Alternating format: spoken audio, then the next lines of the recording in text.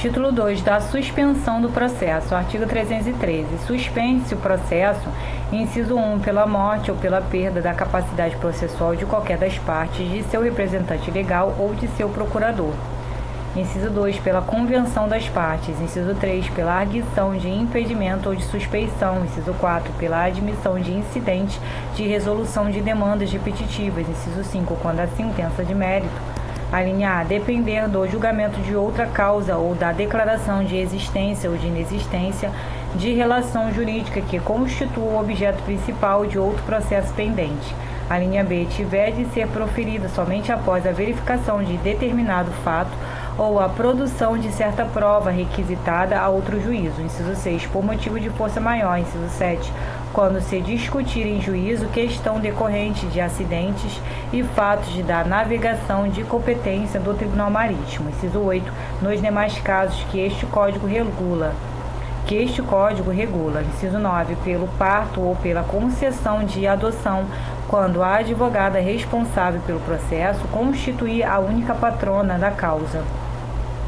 Inciso 10, quando o advogado responsável pelo processo constituir o único patrono da causa e tornar-se pai. Parágrafo 4º. O prazo de suspensão do processo nunca poderá exceder a 1 ano nas hipóteses do inciso 5 e 6 meses naquela prevista no inciso 2. Parágrafo 5º. O juiz determinará o prosseguimento do processo assim que esgotados os prazos previstos no parágrafo 4º. Parágrafo 6º. No caso do inciso 9, o período de suspensão será de 30 dias, contado a partir da data do parto ou da concessão da adoção, mediante a apresentação de certidão de nascimento ou documento similar que comprove a realização do parto ou de termo judicial que tenha concedido a adoção, desde que haja notificação ao cliente. Parágrafo 7º. No caso do inciso 10, o período de suspensão será de 8 dias, contado a partir da data do parto ou da concessão de adoção, mediante a apresentação de certidão de nascimento ou documento similar que comprove a realização do parto ou de termo judicial que tenha concedido a adoção, desde que haja notificação ao cliente. Artigo 314. Durante a suspensão é vedado praticar qualquer ato processual, podendo o juiz, todavia, determinar a realização de atos urgentes a fim de evitar dano irreparável, salvo no caso de arguição de impedimento e de suspeição. Artigo 315.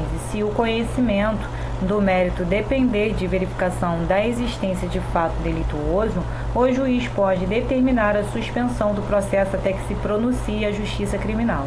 Parágrafo 1º. Se a ação penal não for proposta no prazo de 3 meses, contado da intimação do ato de suspensão, cessará o efeito desse, incumbindo ao juiz cível examinar incidentemente a questão prévia. Parágrafo 2º. Proposta a ação penal, o processo ficará suspenso pelo prazo máximo de 1 ano, ao final do qual aplicar-se-á o disposto na parte final do parágrafo 1º. Título 3 da extinção do processo. Artigo 316. A extinção do processo dá-se-á por sentença. Artigo 317. Antes de proferir decisão sem resolução de mérito, o juiz deverá conceder à parte oportunidade para, se possível, corrigir o vício. Parte especial. Livro 1 do processo de conhecimento e do cumprimento de sentença. Título 1 do procedimento comum. Capítulo 1. Disposições gerais. Artigo 318. Aplica-se a todas as causas do procedimento comum, salvo disposição em contrário deste Código ou de lei. Parágrafo único. O procedimento comum aplica-se subsidiariamente aos demais procedimentos especiais e ao processo de execução. Capítulo 2 da petição inicial. Seção 1 dos requisitos da petição inicial. Artigo 319. A petição inicial indicará, inciso 1, o juízo a que é dirigida. Inciso 2, os nomes, os prenomes, o estado civil, a existência de união estável, a profissão, o número de inscrição no cadastro de pessoas físicas ou no cadastro nacional de pessoa jurídica, o endereço eletrônico, o domicílio e a residência do autor e do réu. Inciso 3, o fato e os fundamentos jurídicos do pedido.